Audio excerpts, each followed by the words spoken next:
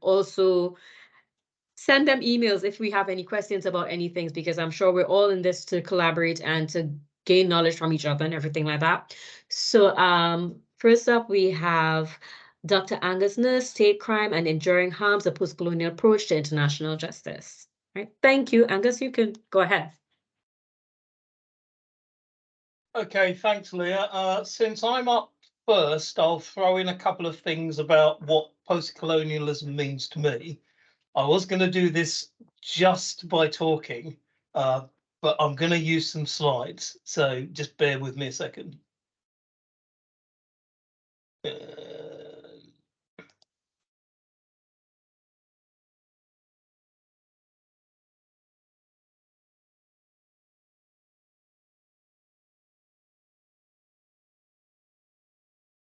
Okay, so hopefully you can see those. At the moment, I can only see Leah, so I'm relying on Leah to tell me that you can see the slides okay. Yeah, okay, great. Okay. So to start off with, I do some things around cultural criminology, which looks in detail at post-colonialism, although in the context of this particular session, I'm looking specifically at some international justice measures. Hind asked me last week if I think it was last week, if I was available to do this. So I kind of looked at a couple of things, and I think one of the things that I want to get across in this session is just to talk a little bit about the nature of international justice and why international justice is potentially problematic in the context of how it still allows the colonial powers to escape justice in one sense. So I'm starting from the question of if we're going to look at post-colonial justice, we have a couple of questions to think about. Can history be retroactively repaired? Can our post-colonial present do justice to the colonial crimes of the past?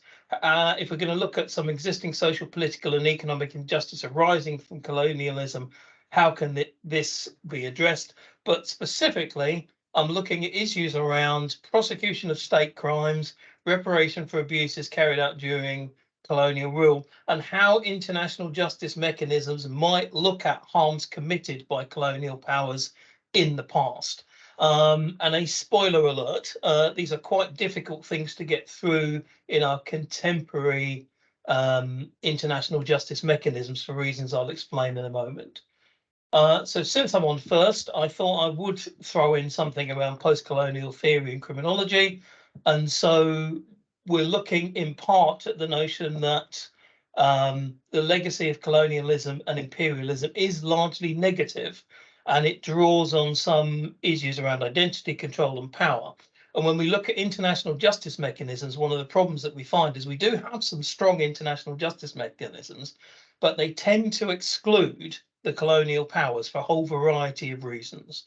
Okay, so one of the things that international justice should hopefully do is to recognise the ongoing and enduring effects of colonialism on both the colonised and the colonisers, and particularly when we look at historical abuses that might have been carried out by global north countries. And I have a case example to illustrate this, not a happy one, I have to be honest.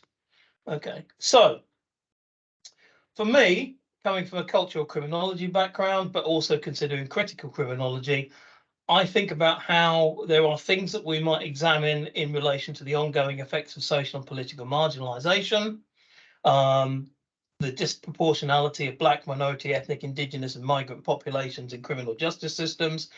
But probably these last two are the focus of this particular talk. How we can explore the behaviour of former colonial powers and apply the concept of state crime to consider wrongdoing by powerful states, how we can explore concepts of redress and transitional justice as well as a state corporate crime nexus, and how we might bring colonial powers to justice for things that they have done in the past. So we have two international justice mechanisms that are probably relevant to this discussion. One is the International Criminal Court, which was established by the Rome Statute in 1998. and this one deals with international crimes. Now, there's a legal definition of what we consider to be an international crime. It includes war crimes, genocide, crimes against humanity, and crimes of aggression. Aggression is quite recent, but it's one of the ones that we think about.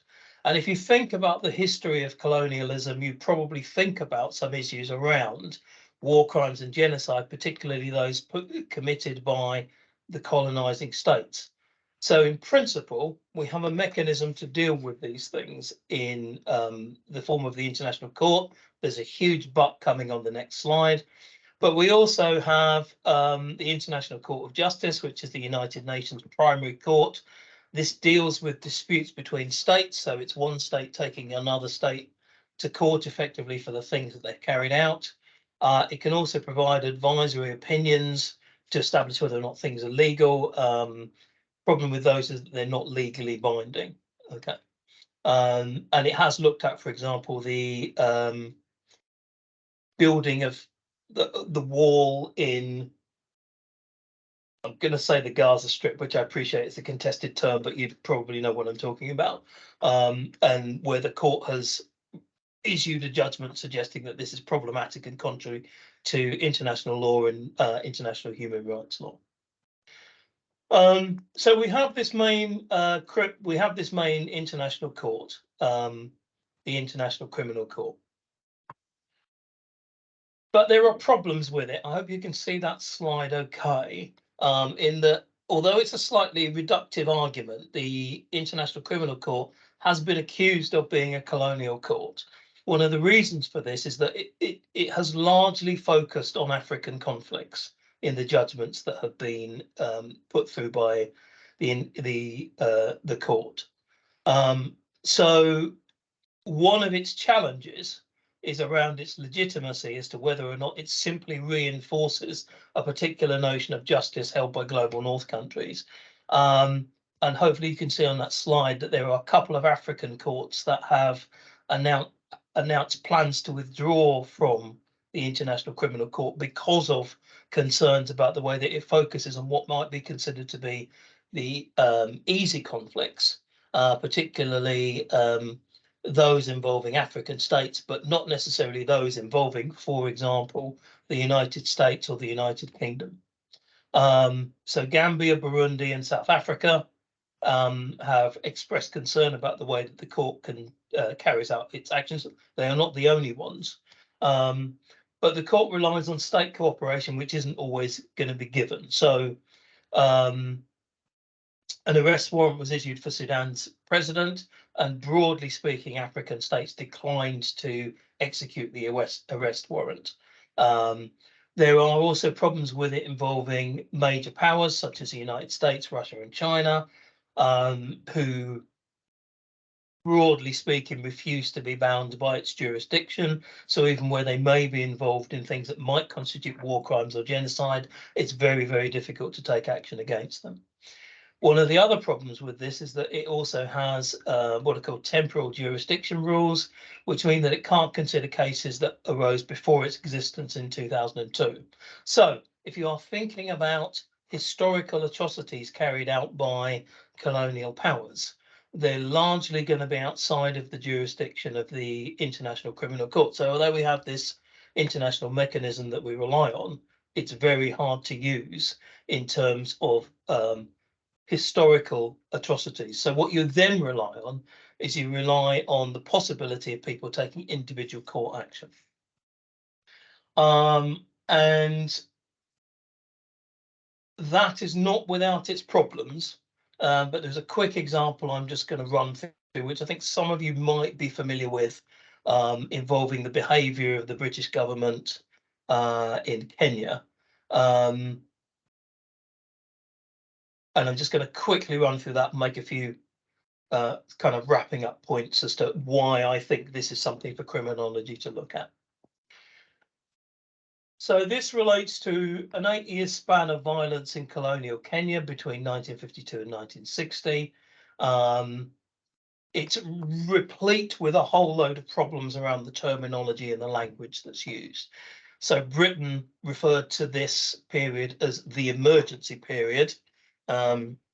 quote language from the Brits, or the Mau Mau insurgency is how it's sometimes known. So you've got an 8-year span of violence in colonial Kenya in 1952 to 1960. That date is important. And essentially the Mau Mau could be described as a fundamentally anti-colonial, pro-independence group that fought British imperial rule in Kenya. British government is known to have used brutal means to put down the uprising, including torture, confining 1.5 million Kenyans to a network of detention camps, and using heavily patrolled villages. Arguably, this action was unlawful at the time, but there wasn't a mechanism to necessarily deal with it. So what happens is in April 2011, the High Court in London, there was a case brought in the UK. As I say, this would be outside the remit of the International Criminal Court because it took place before the court came into existence. And so a case was brought by some of the survivors, and I think descendants of the survivors, in a case in the High Court in London. And the High Court in London found that the British government actually did have a case to answer concerning abuse, torture carried out by British officials in Kenya during this counterinsurgency. Now, there's quite a lot of documentation to prove that this was a deliberate policy carried out by the UK government, and that it was well known, but the government had resisted any actions to provide redress for it. So this is the case, that the liabilities of the colonial government passed to the UK when Kenya got its independence, that the British government was liable for instigating a system of torture and abuse, that the system was designed by colonial officials in Kenya with the British Army and the Colonial Office in London. So if this happened today, it would absolutely meet some of the legal thresholds under the Rome Statute for either being a crime against humanity or genocide or war crime. You could construct it in actually several different ways, depending on how you put it. And here there is evidence that in July 1957, the British government specifically authorised a policy for the mistreatment of detainees. And so an argument was made that the government owed a duty of care to Kenya's peoples at this time that they did not comply with. So remind you again that this relates to action that took place in 1952 to 1960, and that it was essentially only resolved in 2013 with an out-of-court settlement, which was reached to provide a statement of regret that was made to victims of colonial era torture by the Foreign Secretary in the House of Commons, damages that were made to 5,228 individuals who fit the criteria of torture that was set out in the test cases that came to court, and a contribution by the British government to construction of a monument in memory of Kenyan victims of colonial era torture. And you can see a picture of the monument on the right-hand side of the slide. And I think it is important that it includes the words torture and ill treatment during the colonial era. So that is a kind of legal admission. So given the time I've got, I just thought I would flag up a couple of issues in my approach to a post-colonial criminology, particularly in relation to international justice that deals with repairing the harms of the past. We have two courts for which it might be possible to do something today, for something that might happen today in the form of the International Criminal Court and the International Court of Justice. But there are problems with both courts in terms of global north and colonial perspectives continuing to dominate. International Criminal Court has been slow to look at conflicts and issues arising from the behaviour of colonisers and global north countries. But this is largely a jurisdictional issue, which means they can't look at anything between before 2002. So if you are going to deal with these things using international justice mechanisms and try and repair history, it does seem to rely on cases like the Mau Mau case, where people will bring a class action. But this is deeply problematic and is something that is beyond the remit of a lot of people who've suffered at the hands of colonisers. They are difficult cases to take. They take a long time to resolve. And if you think about this in relation to the British brutality in the 1950s, and some of the people who suffered from that will doubtless not be alive anymore, it becomes a little bit more problematic. There are mechanisms that you can use, like ad hoc tribunals, like the International Tribunal for the former Yugoslavia, or cases that might be brought by the International Criminal Court in relation to contemporary action, but they are fraught with political difficulties. As I've said in earlier on in this presentation, some of the major colonial players have exempted themselves from the ICC, and they have to agree to tribunals being brought out to deal with some of their harmful actions in the past. And there's quite a lot of evidence to suggest that they're not willing to do that. So for me, the post-colonial criminology of international justice probably requires us rethinking some of our justice mechanisms, maybe looking specifically at some historical injustices and allowing mechanisms for them to actually be resolved through contemporary mechanisms that are available. And I will stop there. All right. Thank you very much, Angus. Very quickly, Hint, do you want us to ask questions now, or you want to wait till later? Oh, plans to go through all the panelists and ask And questions. then, all right, good. Angus Just verifying that. But All Angus may leave early, so there's yeah, Angus has to leave a bit early, guys. So if you have any questions for him about the presentation, feel free to pop it into there should be a chat. Right, and send those questions as well. All right. Great. So now we are going to our second speaker, Luis Del Santo, and very much so his presentation is on Southernizing Criminology, looking at the epistemological premises, conceptual resources, and pragmatic possibilities. So Luis, over to you. Thank you. Hello, everyone. Can I just check if you can hear me okay, if you can see my slides? Yes. Well, first of all, thank you very much for the invitation.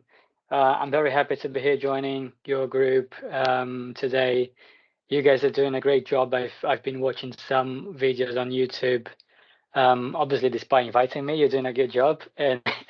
And yeah, also thank you, Angus. It was a brilliant presentation. I really enjoyed that. In my presentation, I'm going to talk about Southernizing criminology, and this presentation is pretty much based on a chapter I'm writing with a colleague, Carla, and this is about to come in the book that Leah mentioned on Southern criminology. Let me just try to move my slides. Yes, so here to quickly introduce my talk, I'll start by setting the scene, talking about the rise of Southern criminology in the field, highlighting some of the main critiques or the most important criticisms that have been raised so far. Ideally, I would spend some time not only clarifying what Southernizing criminology is, but especially how this relates to other projects, perspectives, and subfields, such as postcolonial criminology, as Angus was talking about, or decolonial criminology, indigenous criminology, many other subfields, and this has raised some questions. But given the time I have, I won't be able to do that, and then I'll just skip this part and focus on three sorts of questions that I grouped within epistemological premises, analytical tools, and conceptual resources, and pragmatic possibilities. So just to set the scene, as I said, the term Southern criminology was firstly used in a paper published by Kerry Carrington, Russell Hogg, and Maximus Sousa. This paper was published in British Journal of Criminology in 2016, and after that, we've been witnessing an interesting growing interest in this field, in this topic since then. So we've been seeing lots of conferences and workshops and seminars and discussion groups, as for example this webinar here, lots of books and edited volumes and so on and so forth. So we've seen this has become kind of an influential part of the wider field of criminology.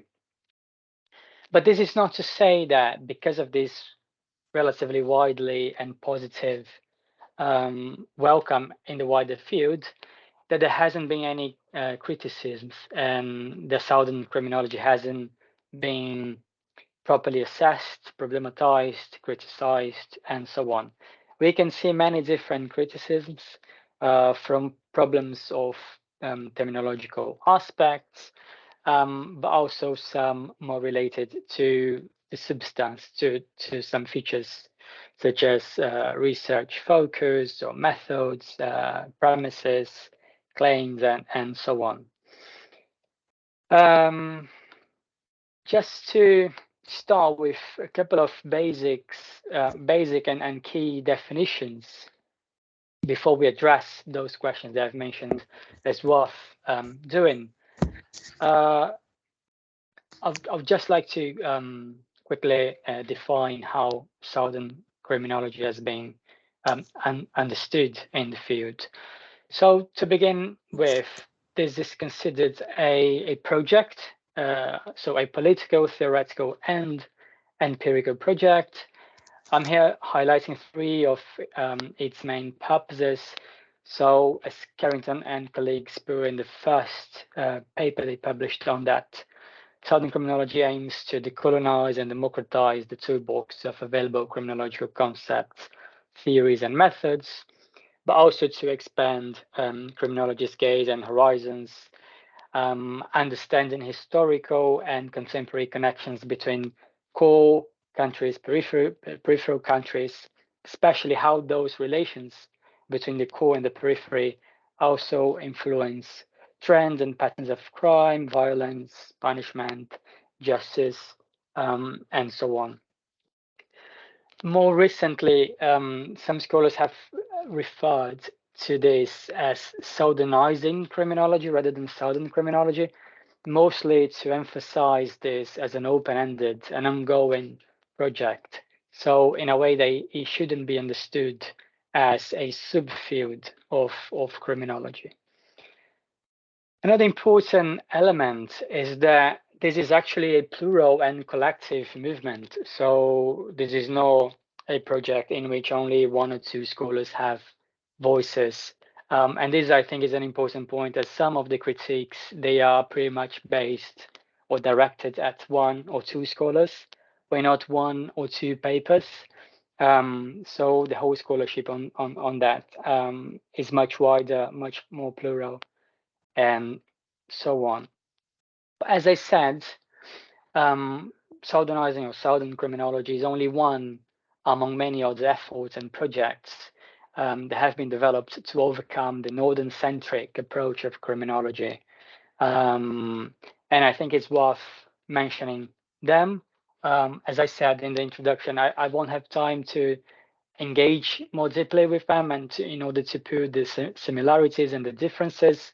But obviously it's worth mentioning that there are many different projects and perspectives that have been working on a very similar direction. We can discuss them afterwards in the Q&A, maybe, if there's interest. So yeah, as I said, my talk will focus on three main groups of critiques, contemporary critiques towards Southern or Southernizing criminology. To be fair with all the authors I'm referring here, these are not literal quotations. Obviously, I wouldn't have enough time to engage with the critiques they made, the points they've developed, and so I'm just trying to bring the essence of some of their points, and these may well be a bit reductionist, but it's just for the purpose of a 15-20 minutes presentation. Again, I'm happy to discuss them more deeply afterwards. But here we can see some problems or points indicating that Southern criminology reifies or over-glamorizes knowledge and institutions from the South.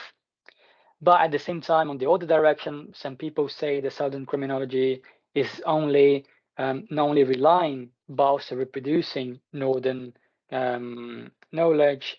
And of course, we can frame these critiques in questions on epistemological premises of the whole project. Then we can also see some criticisms or problems raised in which Southern criminology is considered to consider decolonization mainly as an epistemological struggle, rather than focusing on the material reality, so not directly engaging with empire, neocolonialism, and so on. But then again, in the opposite direction, at the same time, there are scholars saying the Southern criminology has failed to promote an actual epistemological shift, and because it doesn't focus or centralize coloniality, it simply can't escape from Eurocentric colonial frameworks of knowledge.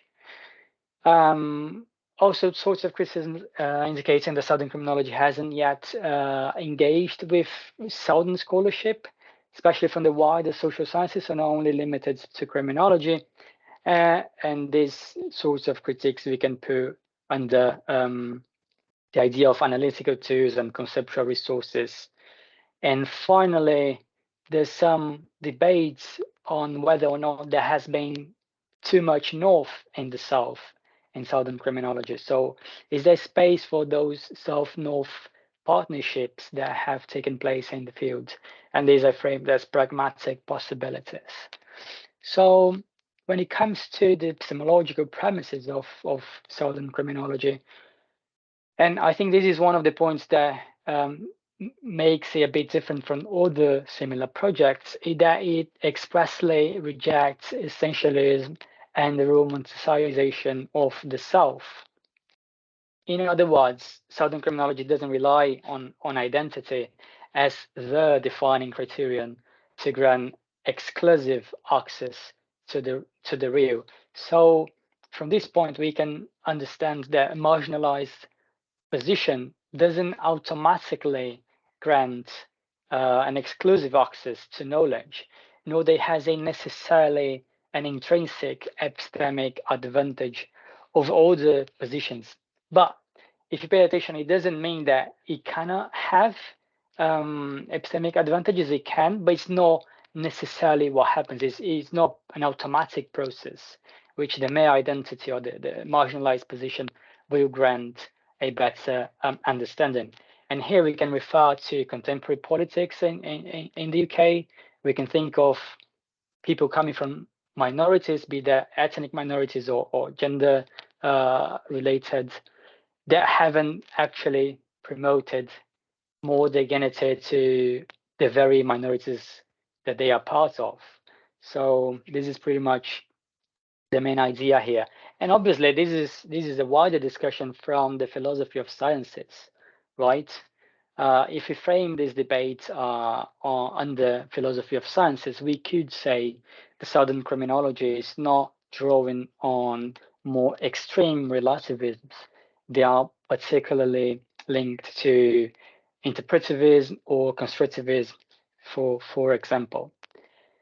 And obviously, as I said, this is an old discussion. We can relate to that to the discussion between Becker and Goldner in the wider social sciences, or some discussions of a decade that have been taken for long decades on standpoint feminism and so on and so forth. And it seems that in criminology, scholars not always are entirely clear about these points on philosophy of sciences, on epistemology, and so on. So I'm here highlighting some exceptions. Obviously, there are other authors, but I'm just nominating a few exceptions.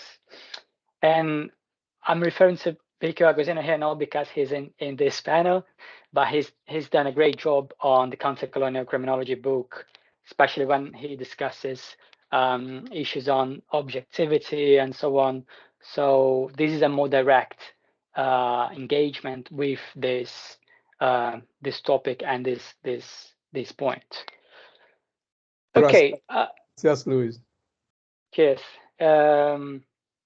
So it's not only for those epistemological premises that I believe the South shouldn't be reified, let's say this way, but there are other sorts of problems that impact or have impacted knowledge production in the South. And these problems, they emerge from the ideological domain, but they also from the material domain.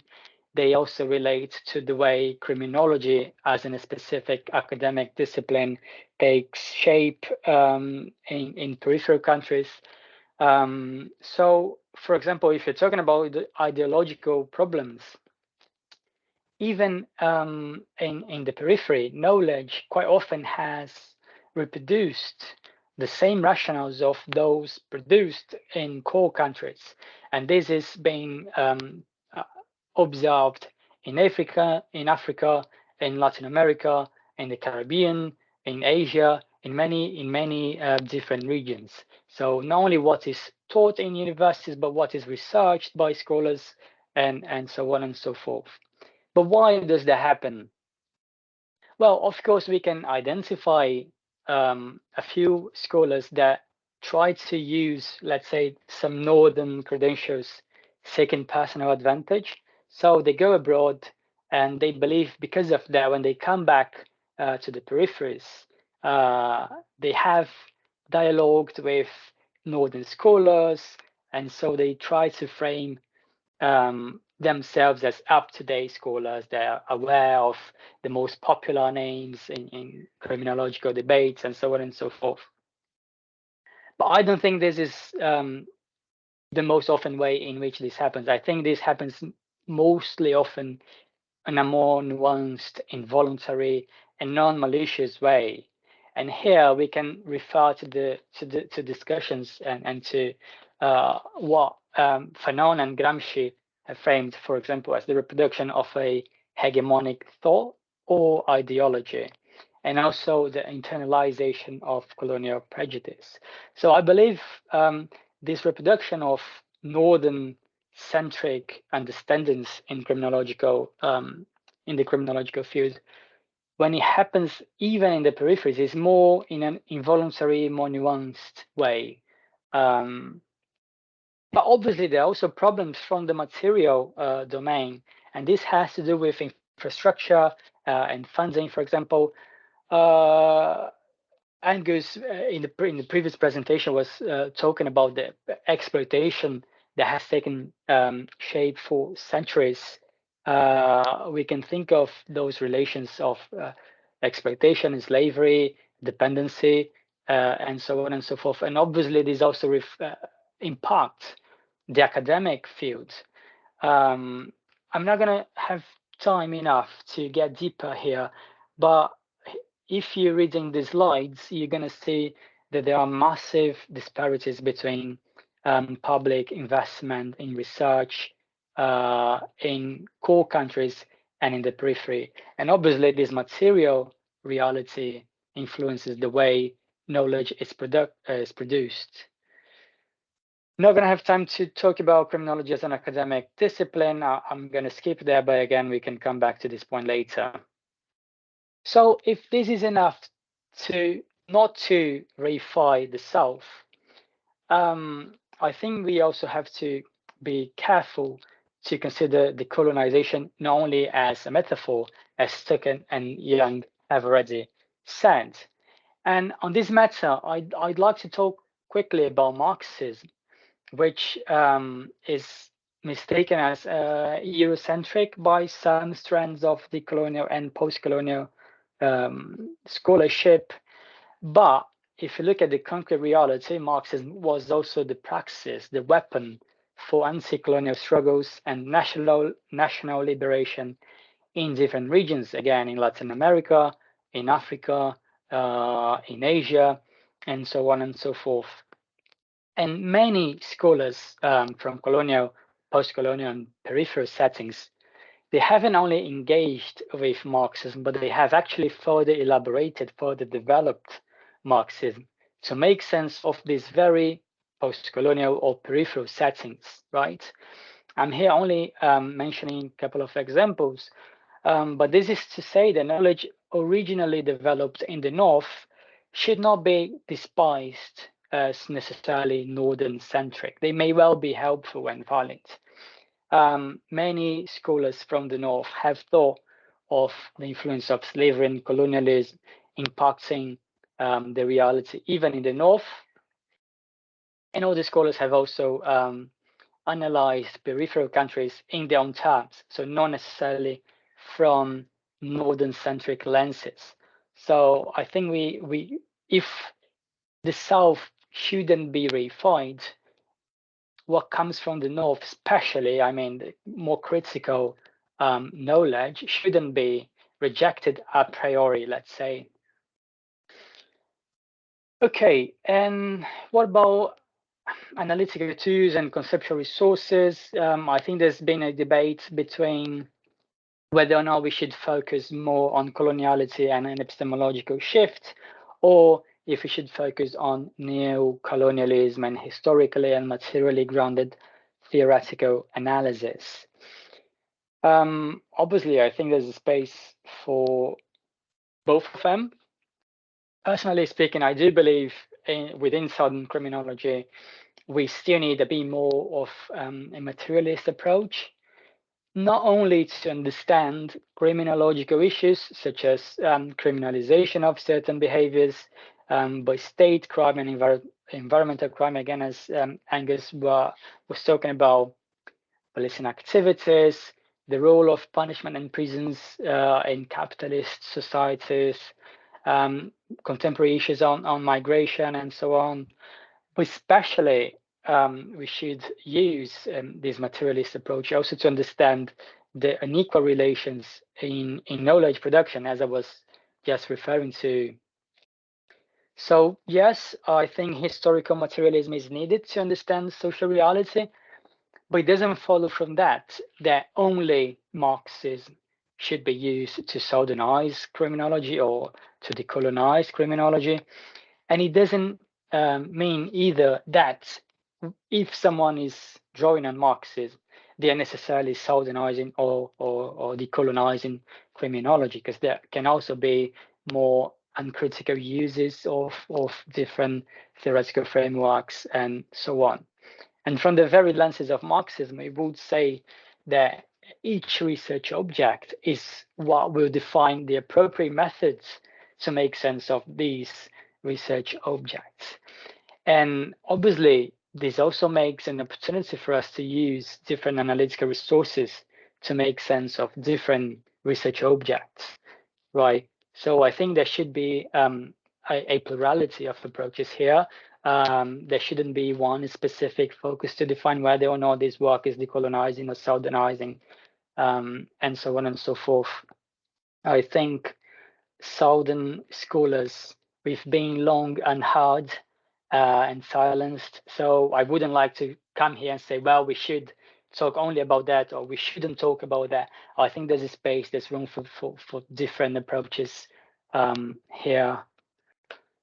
And this is to say that Southern criminology can be seen, yes, as a theoretical project with room for plurality, but this is not a theoretical framework. And I think these things are different. Then again, we can explore this a little bit in details later. If I'm running out of my time there, you can just let me know, right? Yeah, sorry. Okay. I think you could go ahead for a little bit. You have about maybe 5 more minutes. Yeah, that's fine. Thank you. Cheers. All right. And then the other point of the discussion on analytical tools and conceptual resources, I think is a fair point. Leon Mosavi has written about it. The need for us to better engage with Southern scholars and non-Western literature, right? He himself has written not only a helpful but very inspirational paper, bringing together different Southern scholars from the global South. And I think this is not only very informative, because most of these scholars are not necessarily known by people from different regions, but I felt that was very inspirational. Obviously, it takes a huge time, and there are practical difficulties in doing that. But I do think we ought to better engage with Southern scholars and non-Western literature. I do agree with that. And especially when we think of knowledge production in the South, this means that we also need to look beyond criminology, right? So most of these critical works, they've been framed not as criminology. For example, there are very relevant works, probably the most interesting knowledge production in terms of gangs in Brazil. It's not done by people who consider themselves criminologists, but they frame their work as sociology of crime, sociology of deviance, and so on. Anyways, just to say that we have to be mindful that there are plenty of work, relevant critical work done in the South, which doesn't appear under the frame of criminology. I've already cited many different scholars. I'm here just naming all the scholars that I think can be quite helpful for us to make sense of peripheral realities and relationships that exist in those regions. Some of these authors, they are well known, but others are better known in different regions, only in a local level, or not even popular at the local level. But I think this is an effort we should try to have. All right, final section, pragmatic possibilities. There have been many South-South partnerships, and obviously I'm totally in favor of that, right? But I don't think this has been discussed or problematized. What's been problematized are the North-South partnerships. When we think of them, we can name many northern institutions that are given space for southern and post-colonial, counter-colonial, indigenous criminology to be systematically promoted and discussed. And talking about that, I'd like to thank you guys. This is one example of a northern institution making it possible for us to have this conversation. We can also see many different conferences that are being hosted by institutions from the Global South and the Global North in partnerships. And when this happens, I think what's going on is not only the discussion of Southern topics, but some of the features should be highlighted.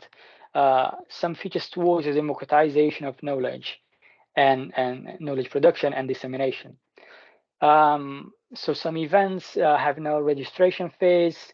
There is funding to cover speakers' accommodation, speakers' travel. So some events offer simultaneous translations.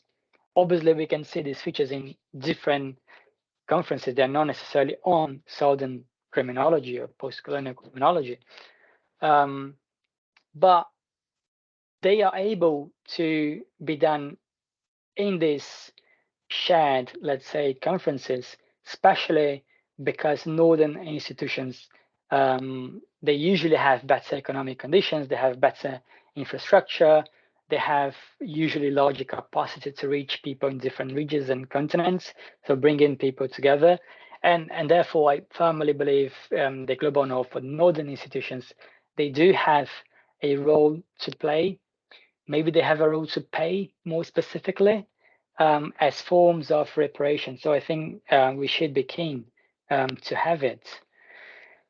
But the problematization that is being done on these partnerships are not necessarily from that more abstract viewpoint on epistemological discussions, but they are more concrete in terms of the degree of the involvement of scholars from the Global North in these partnerships. I do think these issues on disproportionality and over or misrepresentation is valid, but I think we have to ask two questions before that. Is it the case of an over participation of scholars from the North, or is it a problem of the lack of participation of scholars from the South? I don't know if this is entirely clear so far. And actually, is is there such disproportionality across the whole project, or is this only one example, one clipping of a specific case, as, for example, the Palgrave Handbook of Criminology and the Global South? There, Leon Mozavis highlighted the disproportionality of scholars from Australia and so on and so forth. So I'm not entirely sure about this, and I think we should discuss. I'm very keen to discuss this in the Q&A. So is the problem, or is the actual question, too much north or too little south? Obviously, we can see that a few scholars from the north may not participate in this movement in a really real, genuine manner, but we have to understand, again, the colonization is colonizer and colonized. So decolonization at the economic, political, cultural, and psychic levels has to involve both the colonizer and the colonized. So I don't think it's a problem to have people from the north involved in these conversations. I think it's actually needed. But we have to pay attention to the south participation in these debates. Is there a problem of lack of access and opportunity? Is the problem lack of interest from people based in the global south? Are they doing Southern criminology but not framing that as Southern criminology? So there are many questions we should ask. Usually people indicate the importance of language. Obviously, language is vital, but it's not defining the whole thing, right? Otherwise, we would have much larger proportionality of English native speakers from African and Caribbean countries in those debates, in those publications, in seminars, and so on and so forth. So I think understanding why, how, and in what context this is happening is a vital part for us. So just to conclude again, Southern criminology is against extreme relativism. We don't consider identity as a master key. And this discussion on epistemology is important because it also influences the way we choose our research objects, the way we engage with the methods, the way we claim what we claim, and so on and so forth. So I think any other scholarship would benefit from having clearer epistemological premises. Southern criminology should be understood as a theoretical project, but not a theoretical framework. But if we really want to develop theories from the North, if we want to centralize slavery, colonialism, imperialism, independence, and rescue voices that have been unheard, then we should better engage with Southern social scholarship. This is a necessary task, and we have to do, I think, a bit more on that. Finally, the path towards decolonization or Southernizing criminology is made of everyday struggles, which also involve self-struggles. This is why we have to consider this as a plural and collective movement in which we support each other, we dialogue with each other.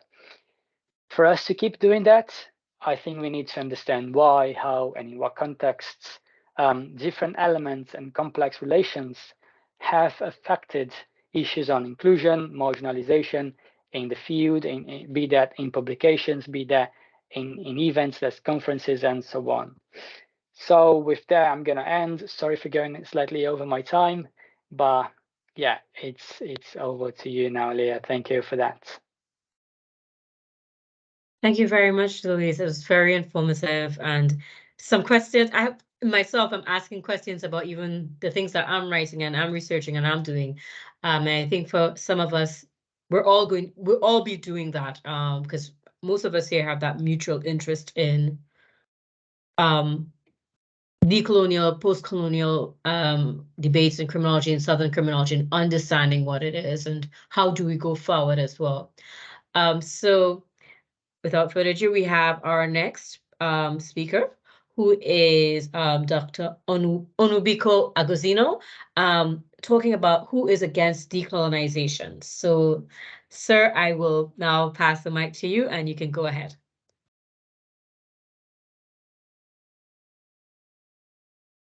Thank you, Leah. And thank you, Louis, for your presentation. Sorry I missed yours, Professor Nurse, but I've been following your chat messages, so I get a bit of an idea of what you communicated. This is my second virtual visit to Nottingham, so I want to thank the colleagues who are organizing these seminars.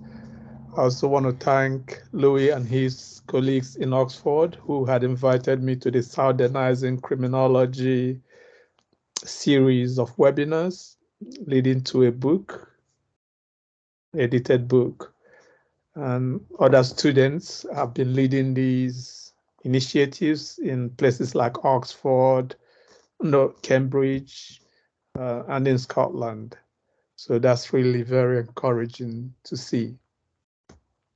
My topic, who is against decolonization, is a rhetorical question, but it's actually an empirical one because there are people who are against decolonization. So the simple answer to that question is that imperialists and their supporters are against decolonization. Let's not kid ourselves. There were wars fought to keep the empire going. People fought to decolonize their societies, to regain their political independence. So it's not simply a theoretical question, but a practical one. Yes, that colonizers are generally against decolonization. But I want to argue that decolonization is good for everyone and therefore should be supported by everyone.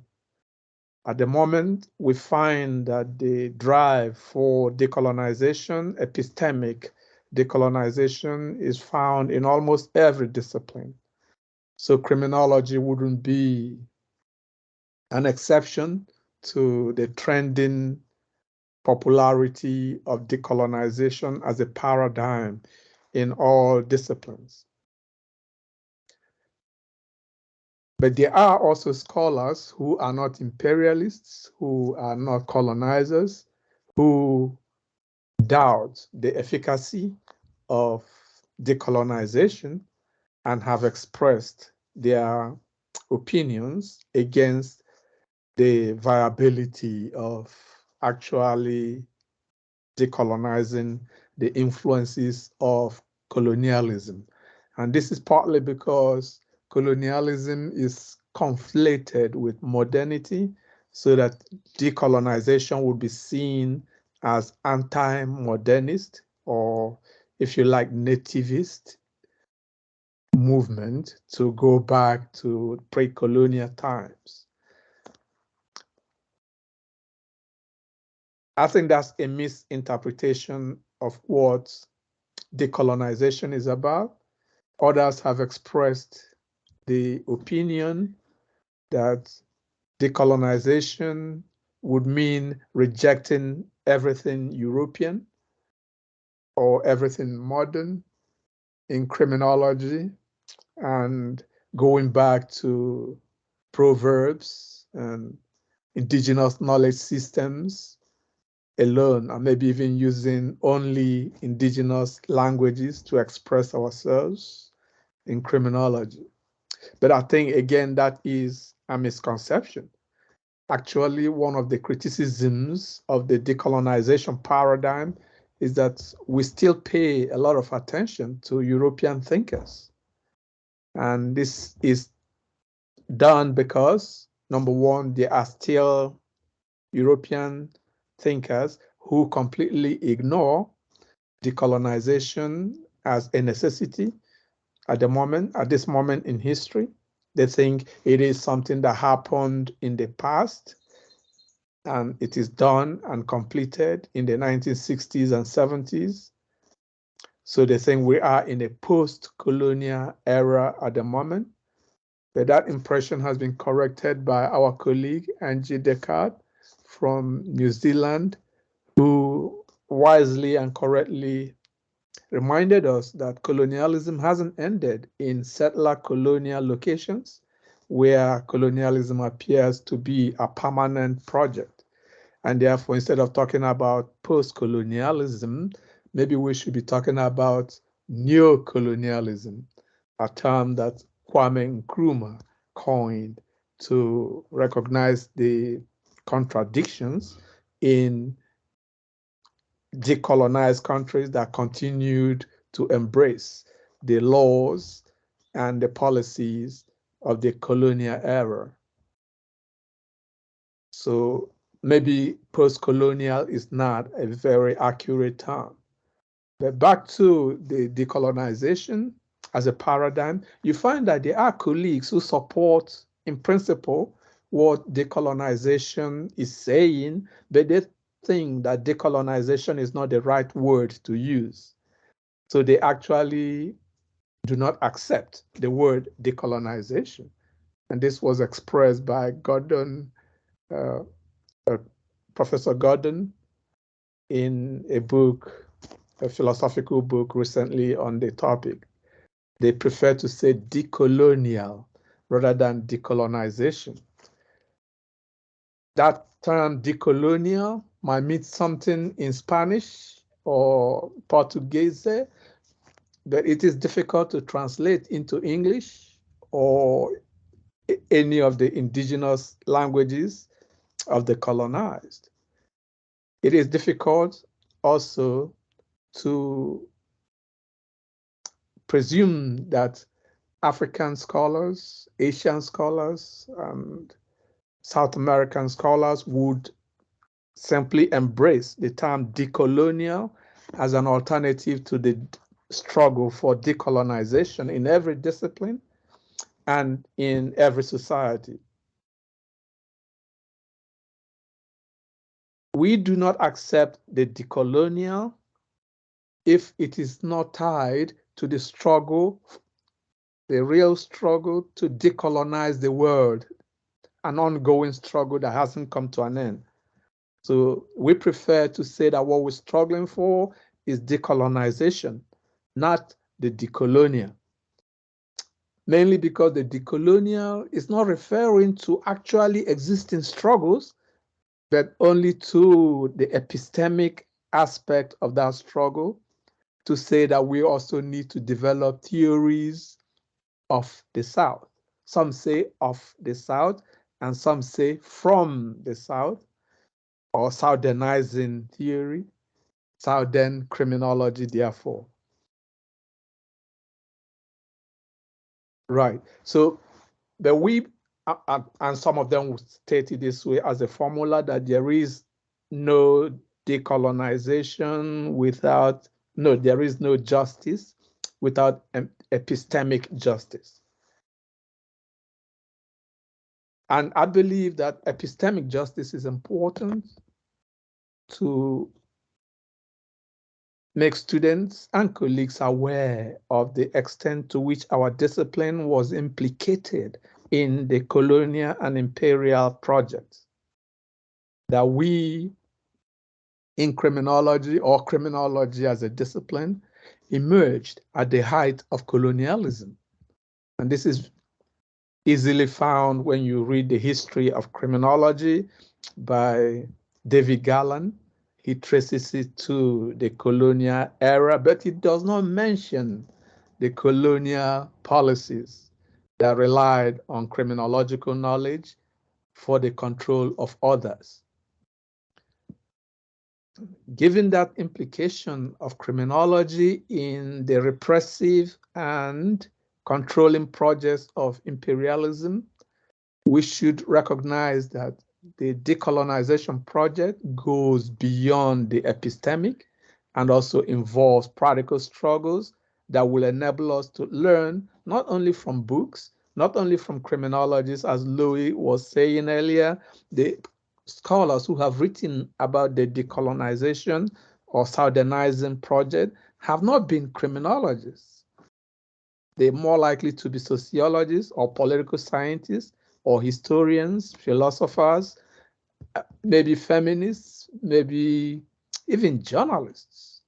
But that raises the question, what is it that we are teaching in criminology that makes our students to be blind to what is going on around them today and invest all their energy and time in serving the project of the control of others that was started by imperialism and continues to be exercised today by the imperialist state and the neo-colonial states in places around the world.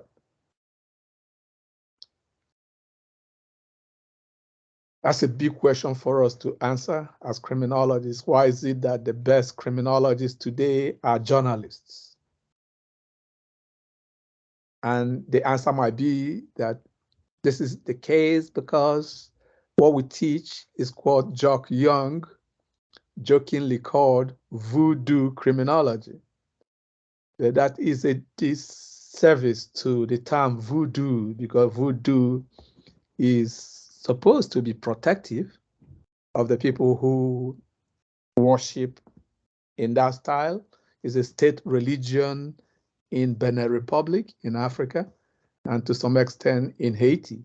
It shouldn't be used as an insult because using it as an insult, voodoo economics, voodoo criminology, voodoo anything is supposedly a pejorative term that we do not use for the established religions that are dominated by the North. Why should we use it for one that emerged from the South?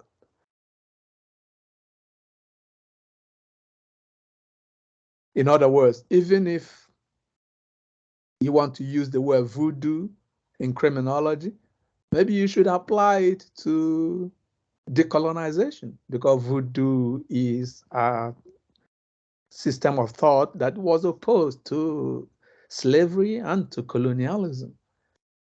As C.L.R. James reminds us in The Black Jacobins, he said that voodoo was the medium of the conspiracy because people who swore to join the fight against slavery during the Haitian Revolution did so on the basis of voodoo beliefs that if you betrayed the revolution, the ancestors were going to punish you.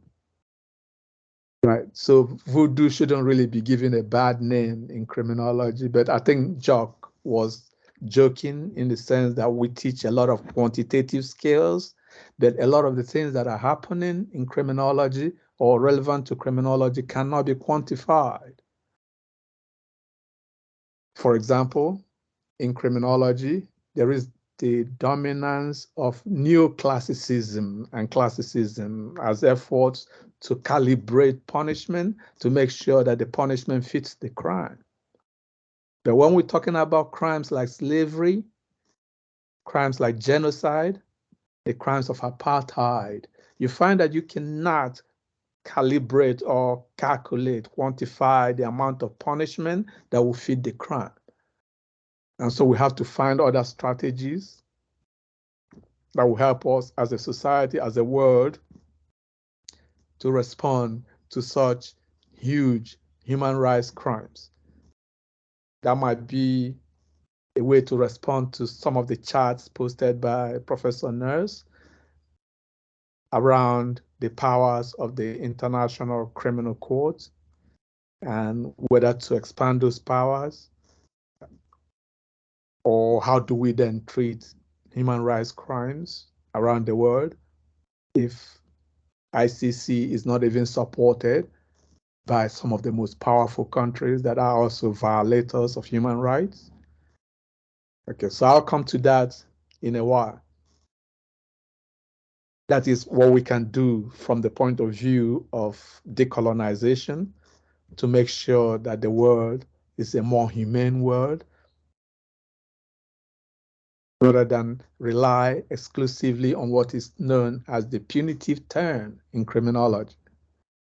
The punitive turn refers to mainly the work of, again, David Garland from Punishment and Welfare, his first book, to The Power to Punish, his co-edited book, to Punishment and Modern Society, to The Culture of Control, to the book on the retention of capital punishment in the US at the time that the rest of the world were abolishing capital punishment. the peculiar institution, he called it. These are all about a punitive turn in criminal justice policy, but it has also been adopted as a punitive turn in criminological theory. A lot of the theories in criminology are theories of the punishment of offenders. Whereas, in other words, when we talk about crime in criminology, we always talk about crime and punishment, as if those two always go together, crime and punishment. Whereas when you look at indigenous knowledge systems around the world, you find that punishment is not always attached to crime the way criminology tends to present it. Indigenous people have been more forgiving even of the worst human rights crimes. They have always wanted to share their resources with others around the world rather than have those resources stolen from them and then the people killed, and in order not to share in their own resources. So that's a slight response to the chat from Nurse. But more recently, you may have heard about the book Against Criminology, which is written by Olufemi Taiwo at Cornell University. And it has been reviewed widely with some praise, deserved praise, I must say. And some of the, I'm trying to say some of the conceptions presented by Taiwo are not acceptable because they do not refer to any specific authors who make those claims that he is trying to discredit. In fact, he may have made a lot of those claims as jokes or playing the dozens, as African Americans would say. But what he's saying basically is that the idea of decolonization is too popular today. It's mainstream, it's found in every discipline, but it is noisy. And when you look deeply, you do not really find practical projects that are helping to decolonize the world. And that is a critique that we who adhere to the decolonization paradigm should take seriously, to see how we can apply our theories and ideas towards a more humane world that is free or freer from the powers of imperialism and colonialism. Olufemi Taiwo, in his book, would say, for example, that the way people talk about the decolonial, like I said earlier, is not acceptable because it's simply a metaphorical way of talking about modern society.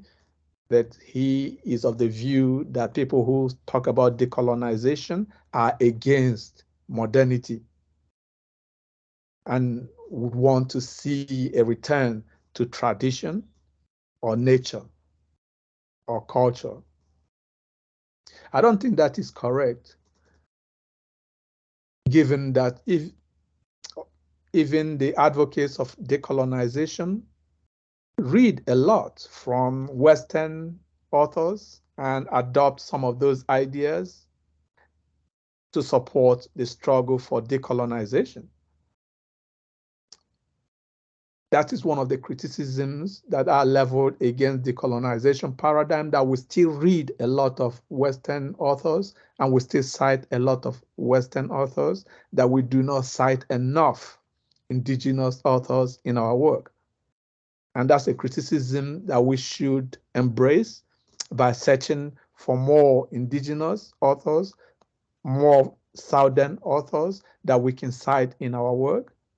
But when we cite Europeans, we're also recognizing that we have allies in Europe who are also against empire and imperialism.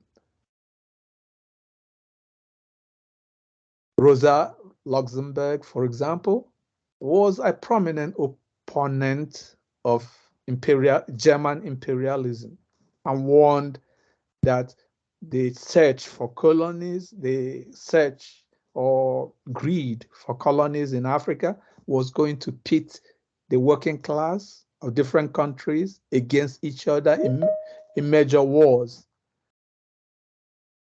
and that she was opposed to that.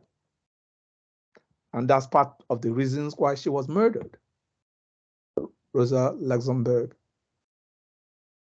Lenin was also anti-imperialism. So was Marx, so was Engels, and so many Gramsci.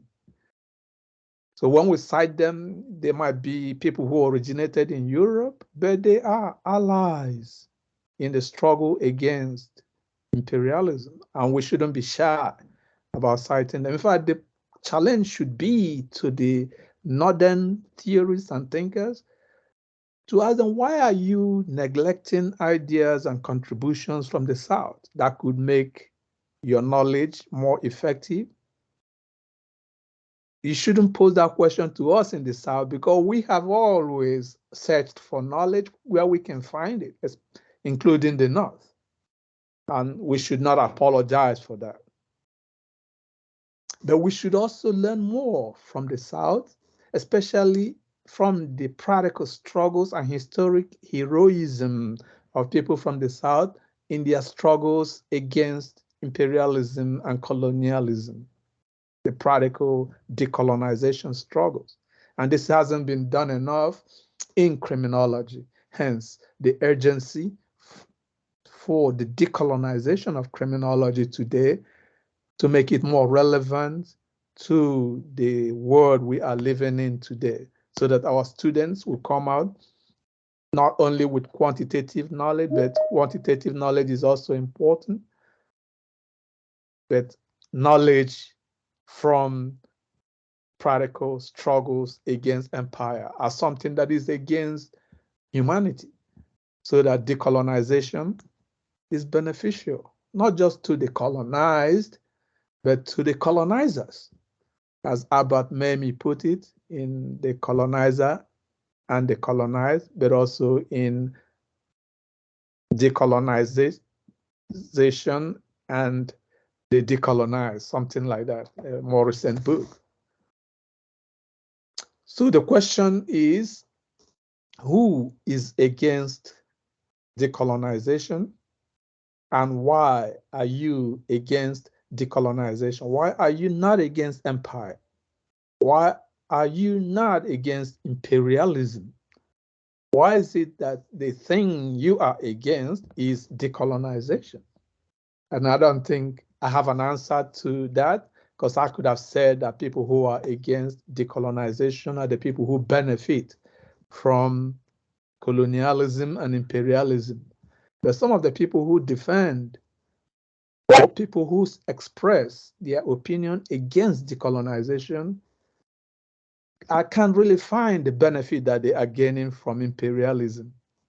It might be that they do get promotions and research grants and maybe fat salaries from universities. That is possibly a benefit, but that shouldn't be enough for anybody to defend a system of injustice, which is what colonialism is, which is what imperialism is. So in that sense, there was a blog post, strange, because it came from our colleague Kerry Carrington from Australia, who is a supporter of Southern criminology or an advocate of Southern criminology. But she wrote a blog post for the British Society of Criminology in which she said that she was against the decolonization paradigm in criminology. And then she went on to make false claims that decolonization was a claim that all criminologists are racist. But nobody has ever said that all criminologists are racist. No. Of course, there is racism in criminology, institutionalized racism, but nobody, to my knowledge, has said that all criminologists are racist.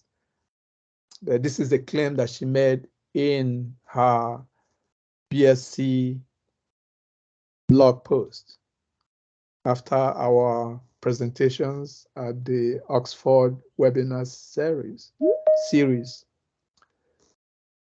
Right, so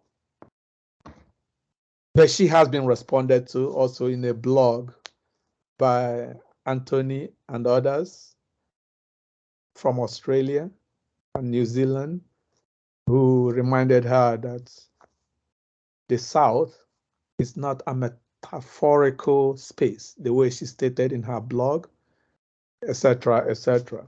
It's the home of indigenous peoples, not a metaphorical space. And I think that reminds us of the rebuttal from Turk and Yang, who said that decolonization is not a metaphor, whereas the decolonial is a metaphor. And they critique the term decolonial specifically because it is a term coined by people of European or Northern descent who live in the South, who have refused to recognize the struggle for decolonization and believe, maybe genuinely so, that what we should be fighting for is the epistemic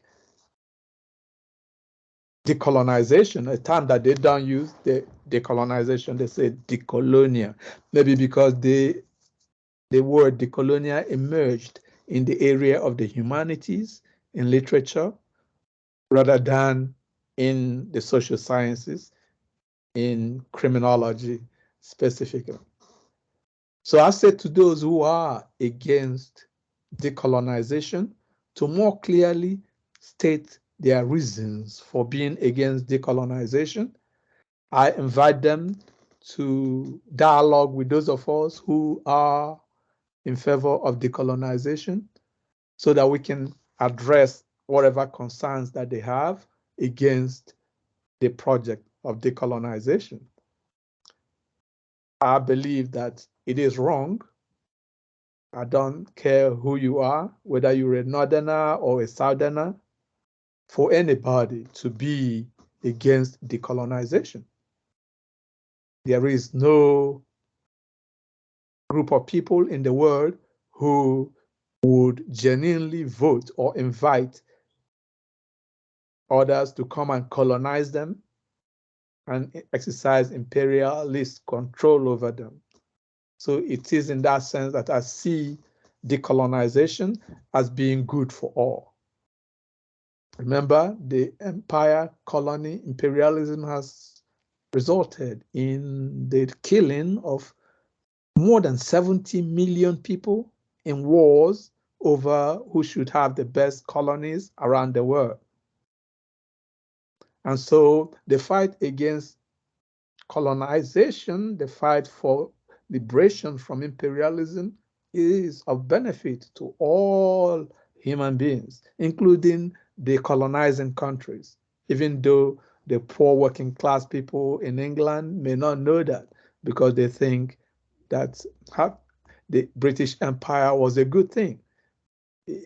A good thing for the bourgeoisie who made profits from the empire, but not for the workers who had to go fight for it and get killed in very large numbers. And we know that there is no reason, there is no support for the policies of empire and the policies of imperialism, because those same kinds of relationship could have been better achieved through equal relations with other parts of the world rather than through control and exploitation, as Walter Rodney demonstrated in How Europe Underdeveloped Africa. If they are fighting to get their hands on our oil, gold, and diamond, let them know we will still sell our oil, gold, and diamond to them at market value. We're not going to eat the gold or diamond. We're not going to drink the oil. There's no need to go to Vietnam, for example, and kill lots of people. Over what? So Coca-Cola can have a business in Vietnam? Well, the Coca-Cola company is in Vietnam. You don't have to kill people to let themselves some bottles of Coke or McDonald's. Right. That is, I believe, what China is demonstrating, that you can actually have a market relationship with other parts of the world without colonizing them, without invading them as an imperialist power, and without killing them or enslaving them for hundreds of years. You can have a bilateral collaboration rather than domination with other countries, other parts of the world, without imperialism, without financial power controlling their lives. So I think that is where I'm going to end briefly by saying that those who are against decolonization are mistaken, and we should dialogue with them to set them straight, to recognize that decolonization is an unqualified human good. It is good for the whole world.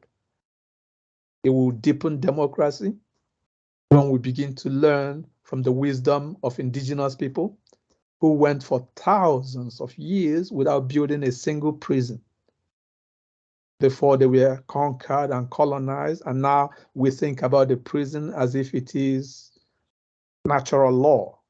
No, our people are able to correct a lot of wrongful behavior in our communities without relying on prisons. And one of the ways we address those wrongdoings is through forgiveness.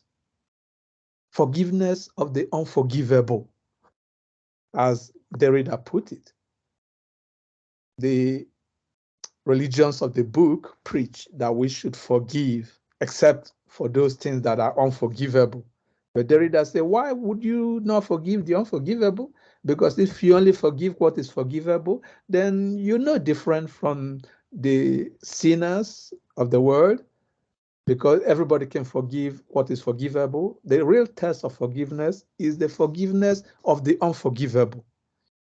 And he said that in that tradition, the forgiveness of the unforgivable, you'll find more examples among people of African descent than within the religions of the book, the Abrahamic religions.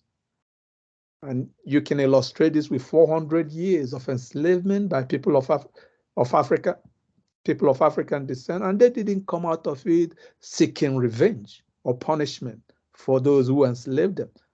Practically, they have forgiven, even though they are still seeking for reparative justice, as Professor Nurse reminded us in one of his chart posts. Reparative justice is not punitive justice. It's an attempt to heal some of the wrongs done to the victimized for the benefit of all. Same thing goes for colonialism in Africa. We have almost completely forgiven, although we're still seeking reparative justice, or apartheid. We're seeking reparative justice, not punitive justice. And that was why Desmond Tutu and his daughter Mfo Tutu wrote the book of forgiving, to say that there is nothing unforgivable, contrary to what Derrida said, that everything is forgivable and everyone deserves to be forgiven something. That the forgiveness is not just for the people who offended us, but also for ourselves, to free ourselves from having to bear a grudge that can break our hearts, really. And you find that in my own personal experience as a child who survived the genocide against the Igbo in Biafra in Nigeria, 1967 to 1970. The British government, Labour Party government under Harold Wilson, said that they pretended to be neutral arbiters in the conflict while they allowed the little buggers to starve. People were killed with what the Nigerian government called the use of starvation as a legitimate weapon of war. But you know, starvation in war is a war crime, not legitimate. But the Igbo are not looking for revenge. They're simply asking for reparative justice. to address some of the wrongs done to the survivors. That is part of the reason why Aboriginal Australians, indigenous people in Australia, have the story of the giant frog who drank up all the water in the world and didn't care if all the other animals and plants were going to die. But the indigenous people have a saying that a frog does not drink all the water in its pond. Otherwise, it too will die. So the indigenous people, other animals had a meeting to address what to do to the giant frog who drank all the water. Some said, let us spear him and break open his big tummy so the water will flow out and everybody will have some. But the elder said, no, let's not spear him lest he died. Let us tickle him so that he can laugh and the water will gush out. And that's exactly what they did. They tickled the giant frog rather than kill the giant frog. And you find that also in the Treaty of Waitangi in New Zealand between the Crown and the Maori. And the treaty doesn't say we own this New Zealand or Aotearoa. We do not want the Europeans to come here and take our land. No, they said we want to share our land and resources, our knowledge with you. We want to share your own knowledge too. Let us share. That's what they said in the Treaty of Waitangi. But the Crown, being greedy, simply stole everything and built prisons so that they can throw everybody into prison and pretend that those people that they were repressing had something that they call warrior genes to justify the military repression against them, whereas they were simply gardeners, poets, and lovers who wanted peaceful coexistence with their neighbors and even with strangers. That is a lesson that is being slowly learned from the South African Truth and Reconciliation Commission, say by the country of Colombia, that had their own Truth and Reconciliation Commission to help them to end more than 50 years of civil war. But when the people were asked to vote on the agreement that was reached in Cuba, they voted against it. They said they want to see punitive justice. But the president went on to say that he is going to implement the peace agreement to end the war. It's also a lesson we got from the Cuban Revolution. Remember, Cuba was invaded. It's called the Bay of Pigs invasion. But they defeated the invaders, arrested them, disarmed them, and in many countries, you will be shot. Or if you're not shot, you will be sent to Guantanamo Bay to be detained for more than 20 years without trial. That is still in Cuba, right? But what did they do? They forgave them and sent them all back to the US. Forgiveness has to be recentered into the ways we respond to wrongful behavior, not just punishment, not just the punishment of offenders, but we need to go beyond truth and reconciliation and also address the issue of justice for the people who were victimized by apartheid, for the people who were victimized by colonialism, for the people who were victimized by slavery, and for the people who were victimized by genocide around the world. We cannot punish by committing genocide against people who committed genocide. That's the example from Rwanda with their Gacaca justice model. You cannot make the punish fit the crime without committing another genocide against the suspects. So they have basically forgiven the people who committed the genocide against the Tutsi in Rwanda. On that point, I end, and I'm very happy to take questions so we can have the discussion more. Thank you. Hi, thank you very much, Biko. That was really good. Thank you very much, and very informative. So I think, well, firstly, we have one question from Paul. I know he might be able to say it out loud, and that question is for Louise. So let me see if I can summarize a bit of it here. Okay, so basically, he's in reference to your argument around Northern scholarship and the input that has on and the use of Marx, for example, and looking at how it can be effective in the use of the South. So regarding the problem you pose of whether it's too much North or too little South, he wants to know what you make of the argument that the historical problem for scholarship is that of parameters of valid or scientific knowledge have been historically defined in the Northern context, and as a result, modern science resembles the thought and interest of the Northern powers. So, that idea of too much North, too much South, that type of thing. And how does that relate to actual methodology and knowledge production and that type of stuff? I'm guessing Paul's here, so he could probably say yes or no if I've got it correctly. Yeah, well, thanks very much, Paul. I think your comment was really good, and your question as well.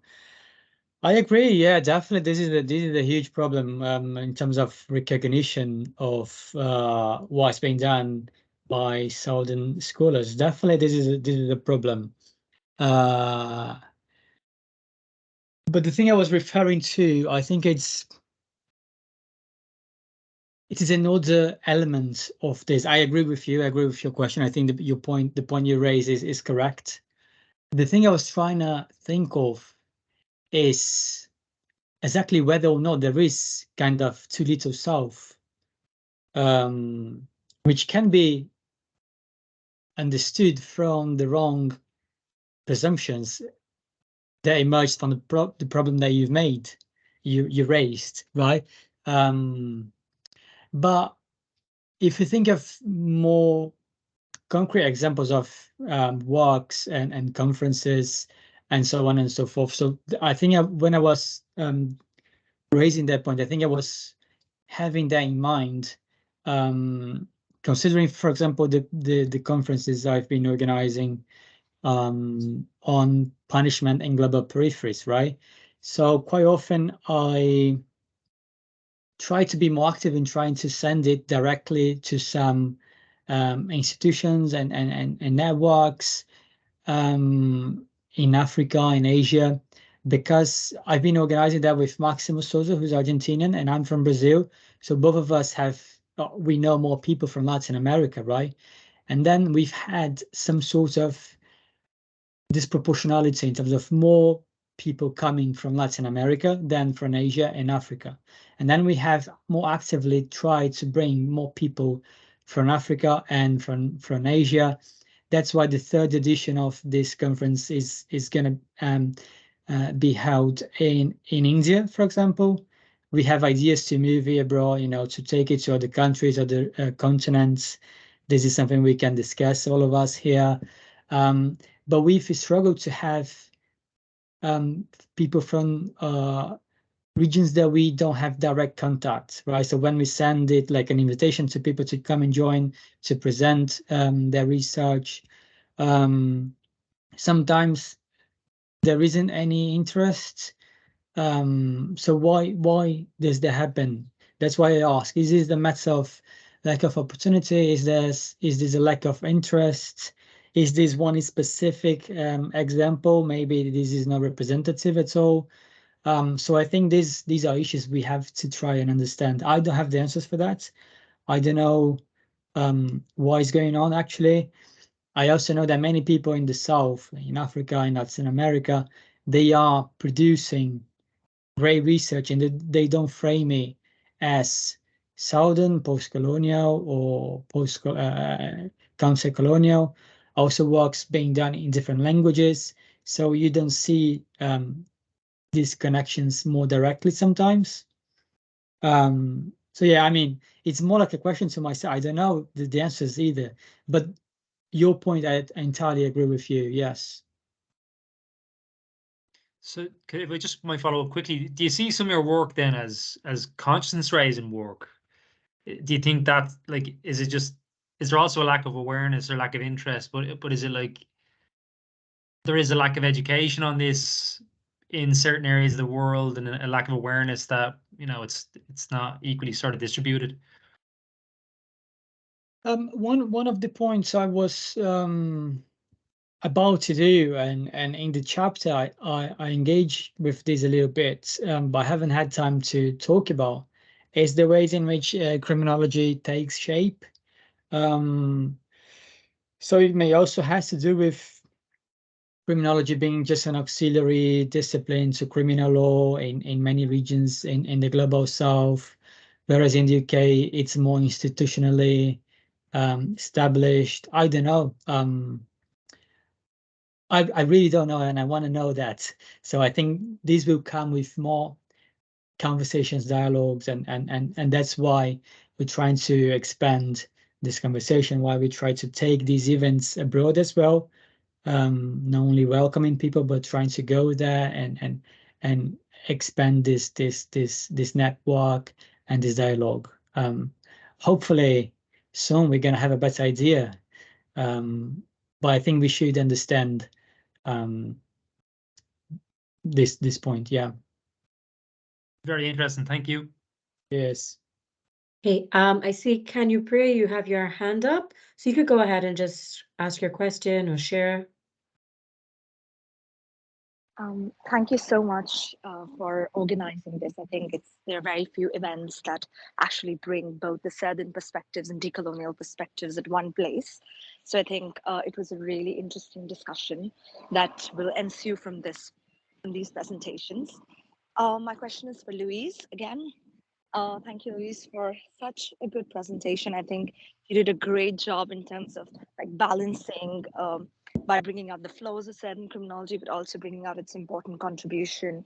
And I think it's really important to recognize that. My question is regarding, I think, your last slide or your second last slide regarding identity is not a key marker. And I was thinking, at least for me, as a certain scholar myself, and having fought for decolonization in my institute, it is indeed a struggle for identity. I mean, identity kind of influences what kind of research we do, how we do research, and how much weight or how much voice do we have in academia, who gets the seat on the table, right? And then it brings out to the question of identity. And I think it was the sole reason why I started the Cambridge Decolonizing Network in the first place, because I thought that I do not have an identity in academia until I'm associated with Western institutions. So I think there's something about identity here that we must acknowledge. Whether it's a key marker or not could be debatable, but I think it is a very important, it's a very important struggle. And maybe like Agostino said, that we should move beyond epistemic struggles, and identity struggle is something that we need to acknowledge. Just food for thought. Yeah, thank you, Kenneth. I mean, I definitely agree with you. I think identity is an important part of the conversation. What I was talking about identity is that in Southern criminology, identity is not considered something that will allow you to have a better understanding of the world or the research object you have, if this is considered in isolation to other elements, right? So, for example, the thing I was referring to was British current politics, right? So we can see politicians from ethnic minority backgrounds that when they have the power, they are not governing for the best of those ethnic minority people. And this is the thing I was trying to say, that in Southern criminology, identity is not considered one intrinsic element that will allow you to have a better understanding of the world, or it will allow you to access knowledge or the reality, and so on. And then I also said that it can, or it may well help you with that. It may well help you have a better understanding of the world, but this is not an automatic an automatic process, an intrinsic process. This was the only thing I was talking about identity. Definitely, it is important. It is an important aspect of the whole discussion. But I don't think it is the only one, and I don't think we should only focus on that. I think this is obviously very important. Don't get me wrong. But the point I was making was about identity as some sort of privileged position to have a better understanding of the world. It happens sometimes, but it not always happens. And then some people can use these credentials to say things that go against the very ethnic minority groups, for example, and then they will be used as, oh, look, you know, even people from this group, they are saying that. So if they said this is true, this is sort of the identity problem I was posing is more about extreme relativism, right? Where people consider they have their own truths and so on and so forth. So this was the point I was making. It's not to say that identity is not important. So I don't know if that makes sense for you, if you think it is different that you understood first. No. Yeah, I get it. I get it now. But yeah, I was just like trying to also kind of like think over the question that you kind of left at the end, whether lack of representation of Southern scholars is the problem or the more representation of the North. And I think there is definitely a problem, like lack of representation of the South. I think a lot of scholarship gets ignored from the South, and there's a reason. And colonialism is partly the reason for why we've always been put at a periphery. I mean, I don't really like the word peripheral or subaltern. We are not people who should be kept at periphery. I mean, we in the sense, the collective community. But I do get your point now. I mean, yeah, I think I do get it now more clearly. Thank you so much, Louise. No, don't worry. And just a final thing on that, just to avoid some misunderstanding, the question on too much north or too little south is on these projects, right? So is the problem too much north in Southern criminology or in post-colonial criminology? You know, are these scholars having more representation in these movements? They are intended to be more plural and so on. So this was my point. It's not about in the wider field of criminology. In the wider field of criminology, undoubtedly, we have this issue of too much north and more south is needed. Yes. Yeah, I get it. I think you were responding to Musavi's comment. All right. Okay, so thank you. I see Hind has a question here. Can you just state your question instead of me reading it out? Okay, thank you so much, both of you, and of course, thanks to Angus, who had to leave a bit early. So yeah, I have a question to Professor Agazzino mainly. It's in the chat as well, but so from my humble knowledge, don't claim to know so much, you know, all these strands, you know, diverge just a little from each other. So I'm wondering if there is a way of working together, sort of in solidarity, and rather than pointing out the differences, being able to build on some commonalities, mainly. I'm just thinking of ways in which we can get away from the theoretical realm into real life and start finding solutions, because even what Angus has you know, presented, it was very clear that there's no solid laws for any of the issues he presented to us. Thank you, Hein, for the question. I agree with you that if we follow on from the previous question on identities, and each identity is fighting their own corner, then we will be divided and weakened. This is the point that Stewart Hall made again and again, that identity politics can be divisive on the part of the decolonization struggle or the anti-racist struggle or the feminist struggle, women liberation struggle, or the Marxist working class movement, we cannot look at them as isolated from one another. That was the error made by Catherine McKinnon and others in feminism when they talked about the marriage between Marxism and feminism leading to a divorce, because they wrongly thought that Marx focused almost exclusively on the working class or men rather than on women's issues. But surprisingly, when you go to volume 1 of Capital and you look at how many times did Marx mention workers, and then compared to how many times did Marx mention women, guess which one was more frequent in terms of frequencies? Yeah, Marx mentioned women almost double the number of times he mentioned workers in volume 1 of Capital.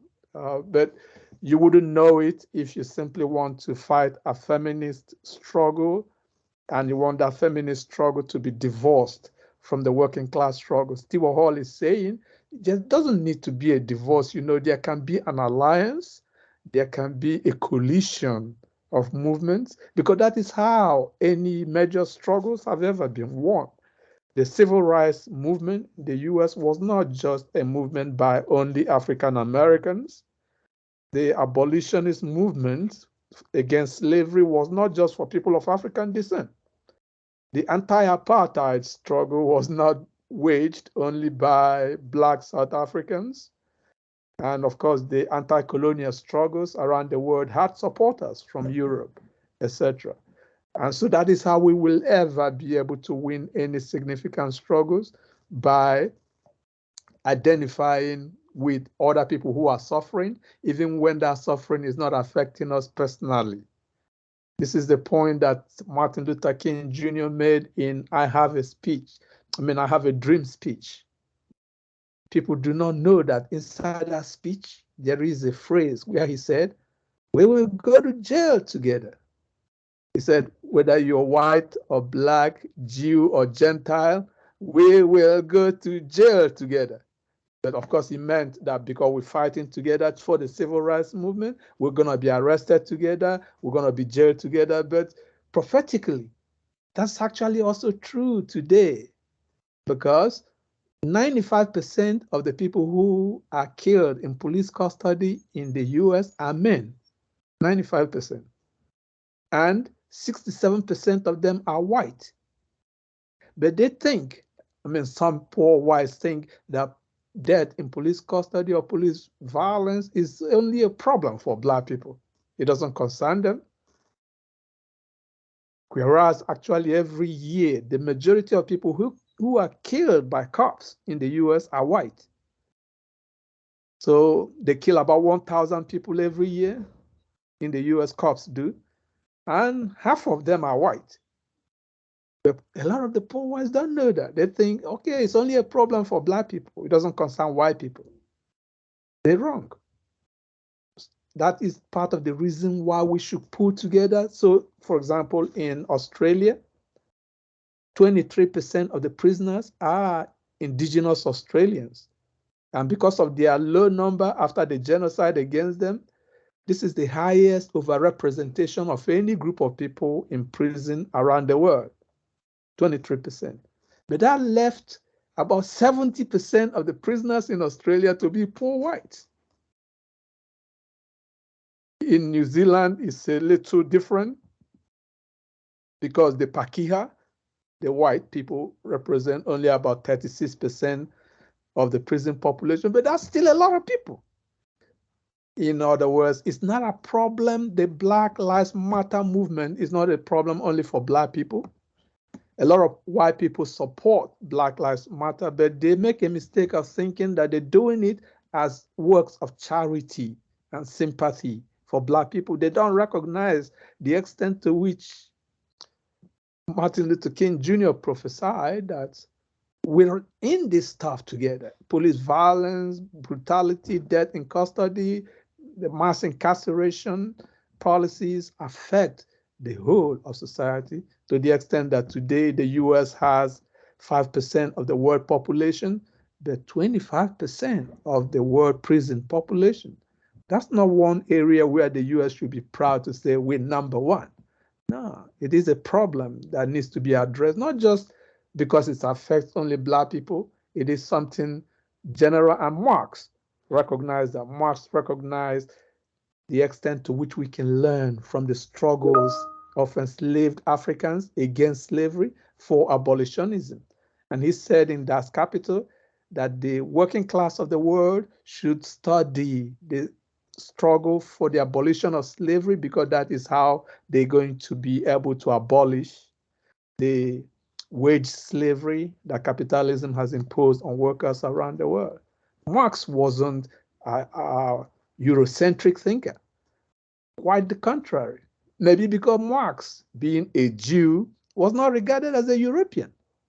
In his time, in his lifetime, he was regarded as a Jew. And as you know, anti-Semitism is similar to racism to some extent. And even though you can have Black Jews and white Jews and Palestinian Jews, in European mind, the Jew was also a Black person or a non-white person. Marx wasn't regarded as a European. He was expelled from his birthplace, Germany. He went to France. He was expelled and had to go to England because that was a place where asylum seekers gathered in those days, if you like. So I would say, yes, let's build more coalitions. Let's build more alliances. That is the theory of articulation by Stewart Hall, or intersectionality in the US. Stewart also used the word intersect in that 1980 chapter for UNESCO, race, articulation, and society structured in dominance, so that we shouldn't look at gender as an identity that is separate from race, that is separate from class, and all these identities are waging their own identity struggles. Rather, we should know that although different, they're not separate. Race, class, gender are articulated or intersected because people do not experience them separately, and therefore we as scholars should not analyze them separately. Rather, we should be actively organizing to coalesce and ally with each or one another's struggle. That's what Muhammad Ali was doing in saying he doesn't want to go to fight in Vietnam, that he wouldn't go there to kill people who have never offended against him. He says so. And Martin Luther King Jr. said, we live in a word house left to us by our ancestors, and that we should learn to build a beloved community to share the house together, or rather fight and burn it down in chaos, according to MLK. So yes, I agree with you that we should be uniting the struggles, because that's the only way we're going to win. Otherwise, we'll be isolated and destroyed. Thank you very much. Thank you.